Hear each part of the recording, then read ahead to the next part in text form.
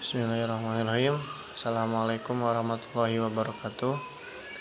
Saya Sultan Rafli Putra Hidayat akan mereview jurnal Hukum Administrasi Negara pada pertemuan kedua yang berjudul Sistem Hukum Hubungan Industrial Pancasila dan Produktivitas Perusahaan dan Kesejahteraan Pekerja atau Buruh oleh Ahmad Hunaini Zulkarnain, Fakultas Hukum Universitas Surya Kencana.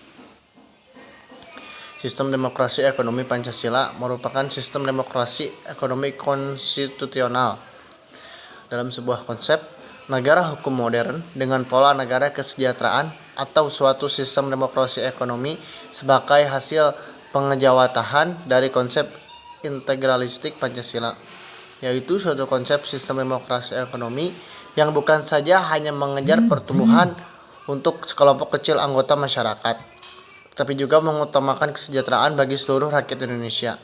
Oleh karenanya, suatu perusahaan yang menjalankan pemerasan terhadap pekerja atau buruh harus dicegah dan tidak boleh dikembangkan di Indonesia, karena praktek pemerasan tersebut sangat bertentangan dengan sistem integralistik demokrasi ekonomi Pancasila yang mengutamakan kesejahteraan bagi seluruh rakyat Indonesia.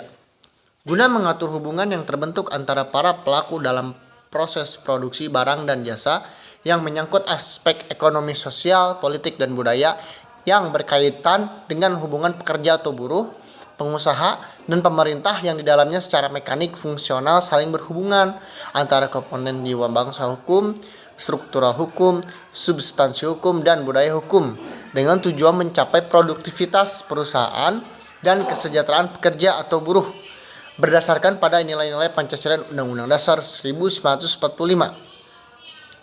Berdasarkan kajian di atas, jadi saya dapat menyimpulkan dua. Yang pertama adalah konsep sistem hukum yang tepat dalam membangun hubungan industrial bagi hubungan industrial di Indonesia adalah sistem hubungan industrial sejala dan sejiwa dengan idea atau cita hukum Indonesia, yaitu mewujudkan masyarakat adil dan makmur, merata secara material maupun spiritual, dan mampu memberikan kesejahteraan kepada semua pihak, baik pekerja atau buruh, pengusaha, pemerintah, dan masyarakat.